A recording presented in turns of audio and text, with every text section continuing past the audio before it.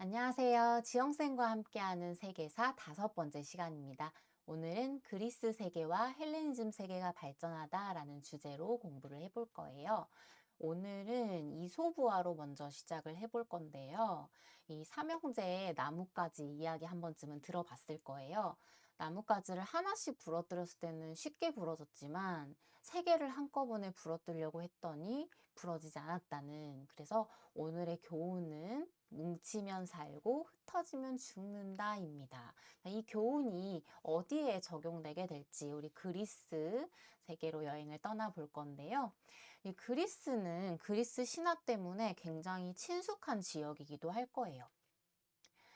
그런데 우리가 지금 앞으로 계속 배울 나라들이 4대 문명에서 가지가 뻗어져 온다고 했어요. 그래서 지난 시간 페르시아는 메소포타미아 문명에서 뻗어 나왔는데, 그런데 그리스 쪽은 우리가 4대 문명에서 배운 기억이 없죠. 자, 우리가 이제 4대 문명에 넣지는 않았지만 그리스에서도 청동기 문명이 있었어요.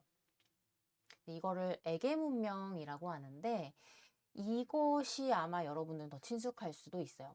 우리 책에는 에게 문명이 나와 있지 않기 때문에 선생님이 자세히 얘기를 할 수는 없지만, 트로이 목마 이야기도 한 번쯤 들어봤을 거고, 그리고 미노타우로스와 미궁 이야기도 한 번쯤 들어봤을 거예요. 이게 이제 다 에게 문명과 관련된 이야기들인데, 어쨌든 여기에도 찬란한 청동기 문명이 있었고, 이게 멸망을 하고 시간이 훌쩍 지나서 이 그리스 세계에는 작은 도시 국가들이 형성되기 시작을 합니다. 자, 지도로 보면요, 그리스는 이런 느낌인데요. 여기 점점점 표시된 것들이 다 도시인데 하나의 국가가 형성된 거예요. 자, 그런데 왜 이 지역은 큰 제국이 형성되지 못하고 하나의 도시가 국가가 됐을지 지형적인 요인이 있어요. 지금 이 지도에서 보면은 평야보다는 산이 많다는 것을 알 수가 있죠. 산이 많다는 것은 그 산 경계선 때문에 그 하나하나가 국가가 됐다는 거고요. 자, 그리고 바다도 많고 해안선이 어때? 해안선이 복잡해요. 그러다 보니까 이제 위쪽에서 봤을 때는 이 하나하나 별표가 하나의 도시인데 나라가 됐다는 거죠. 그리고 이것을 이제 옆쪽에서 봤을 때는 이런 느낌인데요. 그래서 이러한 도시 국가를 폴리스라고 부르고, 이 폴리스 하니까 경찰이 떠오르죠. 그 경찰 폴리스의 어원이 바로 그리스의 도시 국가에서 맞다고 합니다. 그래서 이 폴리스의 규모는 굉장히 작은 도시 국가의 형태였다는 거고요. 우리 폴리스라는 용어는 오늘의 가장 중요한 용어가 되겠죠. 이거 선생님이 수업 시간 테스트에 낼 거니까요. 폴리스 꼭 외워오기. 자, 그러면 이 각각의 도시국가 간에는 어떤 생각을 가지고 있었을까? 우리가 같은 나라라는 생각이 있었을까요? 물론 다른 나라지만 그래도 하나의 그리스 세계다라는 유대감을 가지고 있었다고 합니다. 자, 일단 이제 옆에서 본 모습은 산 높은 곳에 이쪽에 무슨 성 같은 게 보이죠. 그래서 이 지역을 아크로폴리스라고 해서 언덕에 주로 이렇게 신전이라든지, 그리고 이제 누가 침입했을 때 성벽을 쌓아서 요새로 활용하는 군사시설을 갖추고 있었던 지역이에요. 자, 그리고 이제 평평한 지역을 아고라라고 해서 광장, 시장, 뭐 토론을 하는 장소 이런 곳으로 활용이 됩니다. 이것을 이제 그림으로 보면 이런 느낌이죠. 그래서 위에 아크로폴리스, 아래 아고라이고요. 실제 이제 그리스의 수도인 아테네 오늘날의 모습을 보면 굉장히 아름다운 해가 막 지고 나서의 이 아크로폴리스와 아고라였던 곳을 현재 모습을 이렇게 볼 수가 있습니다. 자, 그러면 아까 이 도시국가 간에는 서로 다른 나라기는 하지만 유대감을 가지고 있었다고 해요. 그러면 그 증거들을 한번 살펴볼게요. 우리는 동족이다라는 의식. 이 그리스 세계는 같은 언어를 사용했어요. 그리고 우리가 그리스 신화에서 보는 많은 신들이 있었죠. 그런 같은 신을 믿었고요. 그래서 싸우다가도 4년마다 한 번씩은 올림피아 제전을 열어서 이 기간 동안은 싸우지 말자, 전쟁도 멈추고 제우스 신에게 제사를 지내는 그런 축제 같은 건데 그거 하면서 스포츠 경기도 하면서 이제 오늘날의 올림픽의 시초가 됐던 올림피아 제전도 굉장히 유명하죠. 자, 그러면 이 도시국가 중에 아는 거 어떤 거 있어요? 우리 아마 한 번쯤은 들어본 아테네와 스파르타가 대표적인 폴리스였죠. 그런데 지금 이 그림의 아테네인과 스파르타인을 보면 알 수 있듯이 굉장히 성격이 달라요. 두 개의 도시국가들은. 근데 이렇게 성격이 달라지게 된 이유가 아테네는 뭔가 되게 온화하고 부드러운 느낌이라면 스파르타는 강인한 느낌이죠. 아테네는 그리스 원주민이지만 스파르타는 도리아인이라고 해서 정복민이 정복을 해서 세운 국가예요. 자, 그러다 보니까 이제 아테네는 시간이 지나서 평민들의 힘이 강해지면서 민주정치라는 것을 하게 됩니다. 세계 최초로.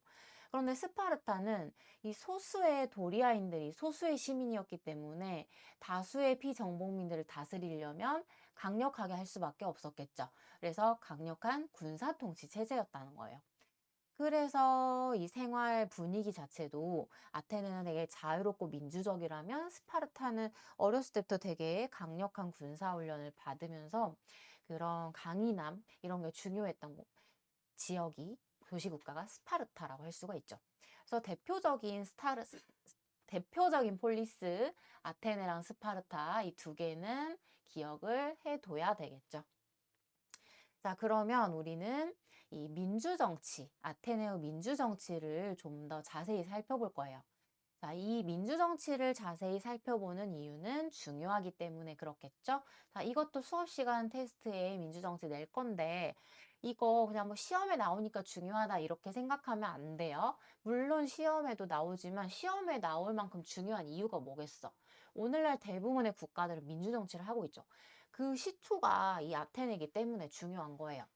자, 그런데 아테네도 처음부터 딱 완벽한 민주정치는 아니었겠죠. 발전하는 과정들이 있습니다. 자, 여기에는 우리 세 명의 인물이 등장을 할 건데요. 자, 여기 등장한 인물들은 왕일까 아닐까?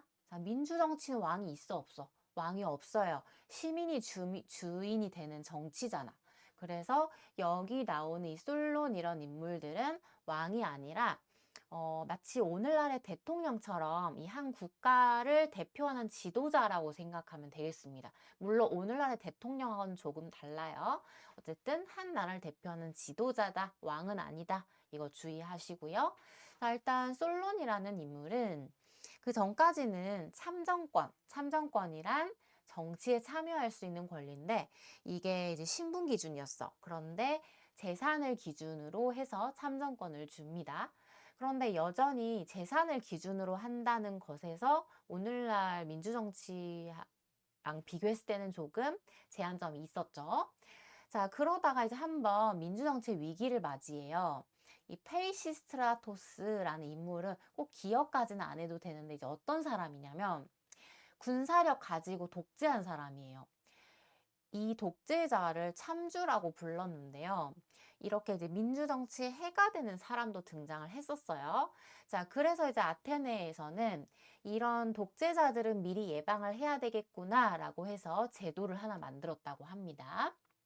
자, 이거 뭘까요? 재료가 도자기 조각입니다. 도자기 파편이에요.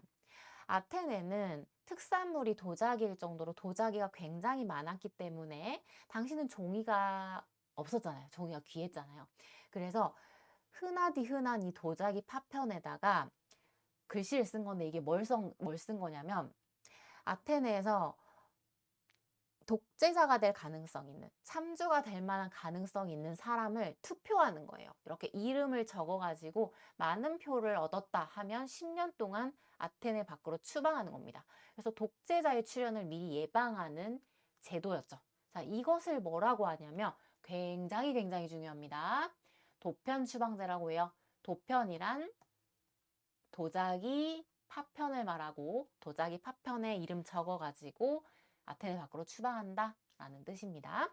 자, 이것을 누가 실시했냐면 클레이스테네스라는 인물이 실시를 했어요. 또 클레이스테네스는 부족 제도를 혈연 중심에서 또 거주지 중심으로 바꾸기도 했는데 이제 그거는 조금 어렵잖아요. 도편 추방제라도 우리 기억을 합시다.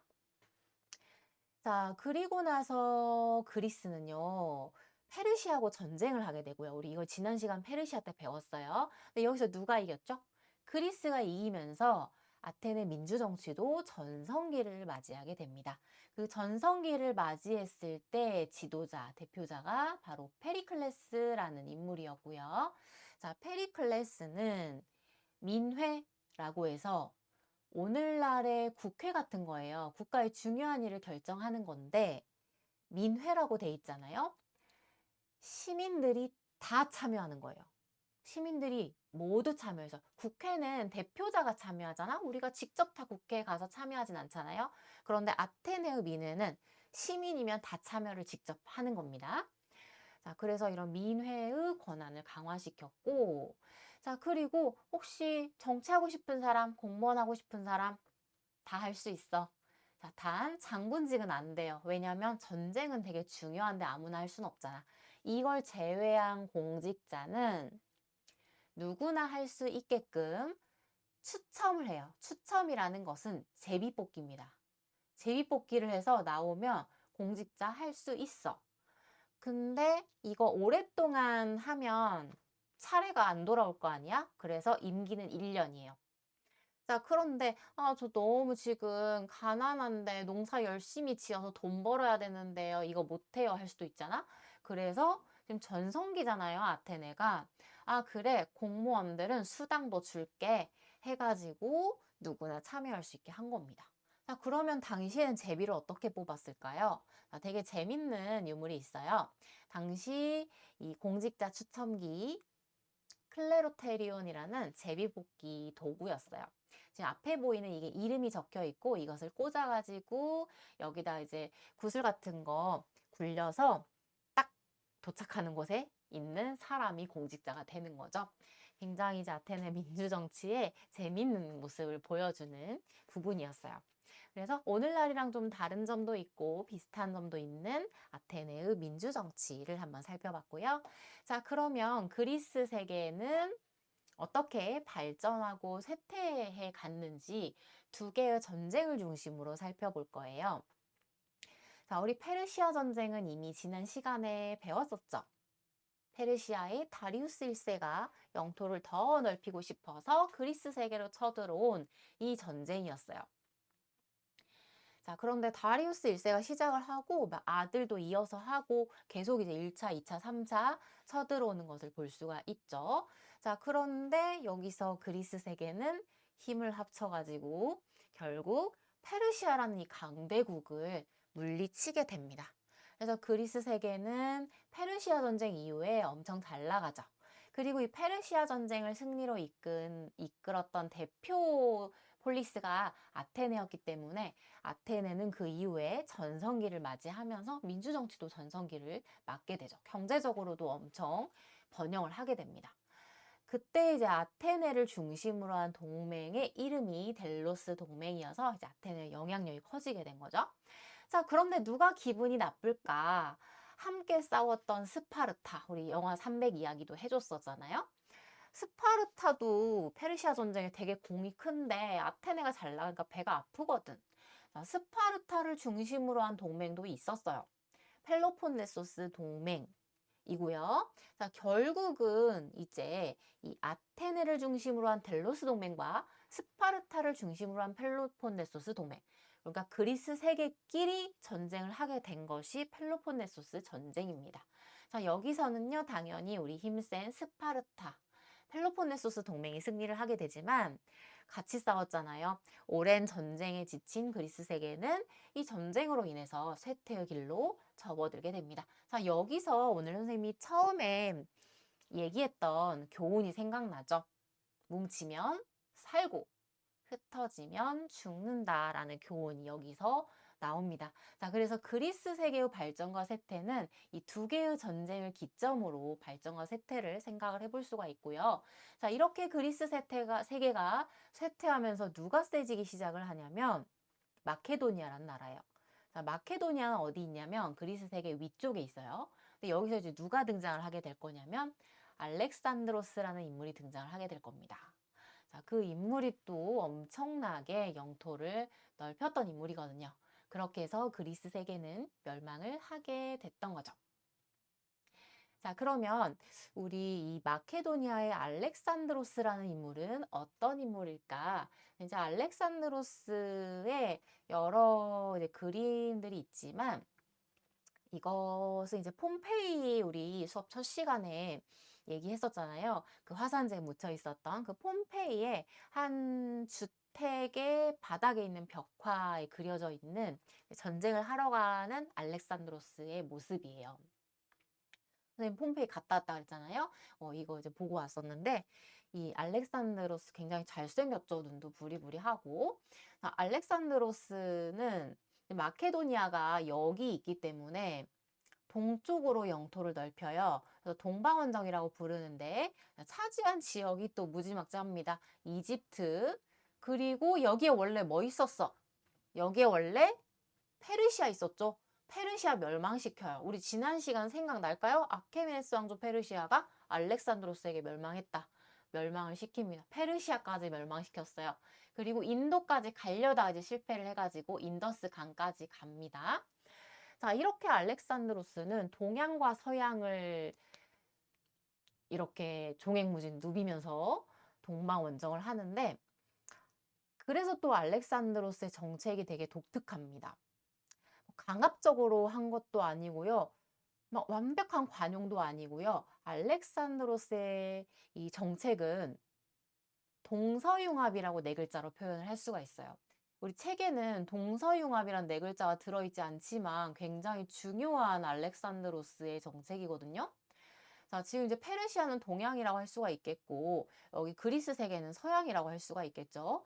이 동양과 서양의 문화를 완벽하게 융합시켜보자, 이게 목표였어요. 자, 그래서 알렉산드로스는 정복한 지역에다가 알렉산드리아라고 해가지고 여기 보이죠? 자기 이름을 딴 도시를 건설합니다. 그래서 여기에다가 그리스인들을 이주시켜가지고 그리스 문화를 이쪽으로 전파하려고 노력을 하죠. 자, 그리고 그리스인하고 페르시아인이 결혼할 수 있도록 장려를 하고 자신도 이제 페르시아인하고 결혼을 하기도 하고 그렇게 해서 그리스랑 페르시아를 하나로 만드는 동서융합 정책을 하게 됩니다. 자, 그런데 알렉산드로스가 영토는 이렇게 많이 넓혀놨는데 갑작스럽게 병에 걸려가지고 일찍 죽게 됩니다. 그래서 이것을 안정화시키지 못한 채 죽다 보니까 알렉산드로스가 죽고 나서 이 알렉산드로스 제국은 다시 분열돼요. 그래서 마케도니아 이쪽 지역하고 이집트 지역하고 이쪽 시리아 지역으로 세 개로 나뉘어지게 되는 그래서 굉장히 이제 짧은 역사를 가지고 있는 알렉산드로스 제국까지 알아봤습니다. 자, 그러면 우리 이제 오늘 배웠던 이 그리스랑 헬레니즘 항상 우리 선생님이 수업 시간에 한 나라가 나오면 그 나라의 문화의 특징이 굉장히 중요하다고 했어요. 오늘 조금 내용이 많지만 우리 문화까지 끝까지 가볼게요. 자, 그런데 그리스는 굉장히 작은 도시국가야. 알렉산드로스 제국은 세계 대륙에 걸친 엄청난 대제국이에요. 그러면 문화의 특징도 다르게 나타나겠죠. 그래서 문화의 특징 그리스 문화부터 한번 알아볼게요. 자, 그리스는요. 우리 그리스어 히스토리아에서 역사 히스토리가 유래됐다는 거 생각나나요? 역사가 굉장히 발달했고요. 그리고 문학 작품들, 그리고 철학도 유명합니다. 우리 유명한 그리스의 철학자 3명 3인방 있죠? 소크라테스, 플라톤, 아리스토텔레스. 그래서 그리스 문화는 합리적이라는 특징을 가지고 있어요. 첫 번째 특징. 자, 그 다음 두 번째 특징이 제일 중요하거든요. 그래서 이거는 선생님이 디디명상 퀴즈로 냅니다. 인간 중심적이라는 특징이 있어요. 자, 이거는 우리 굉장히 여러분들 좋아하는 초등학교 때 한 번쯤 읽어본 그리스 로마 신화, 제우스, 헤라 이런 올림포스 12신들을 보면 분명히 얘들은 신이거든. 그런데 막 질투하는 감정도 가지고 있고요. 인간처럼 인간 세계랑 똑같은 굉장히 친숙한 모습을 하고 있어요. 그래서 이런 신만 보더라도 그리스 문화가 인간 중심적이라는 특징을 갖고 있다는 걸 알 수가 있죠.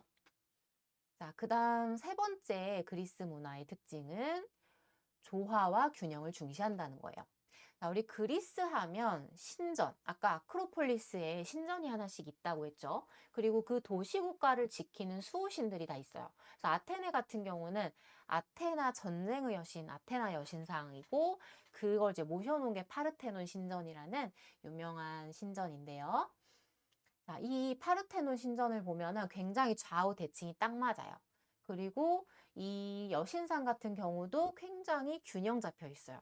그래서 그리스 문화는 조화와 균형을 중시한다는 특징이 있습니다.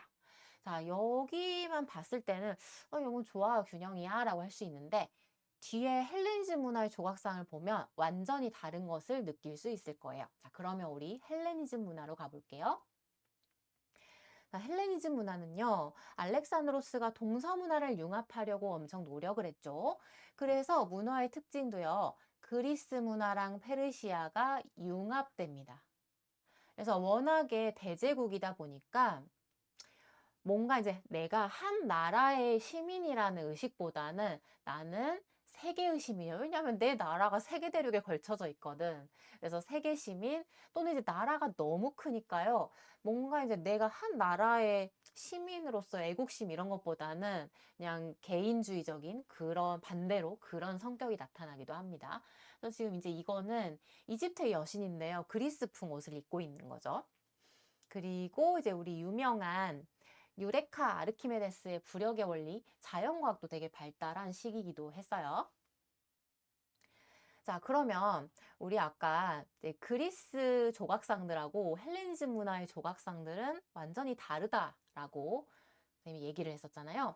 헬레니즘 문화는 굉장히 사실적이에요. 그리고 인간의 감정을 그대로 역동적이고 생동감 있게 표현을 합니다. 자, 그러면 한번 조각상 유명한 세 개 한번 살펴볼게요. 자, 완전히 느낌이 다르죠?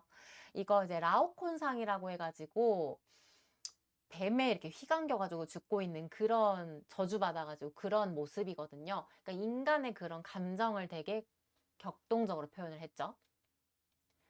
자, 그 다음 이거 이제 니케상, 승리의 여신 니케상인데 금방 날아갈 것처럼 굉장히 생동감 있습니다. 그리고 밀로의 비너스, 그래서 인간의 육체의 아름다움 이런 것들을 표현한 그런 특징을 가지고 있어요.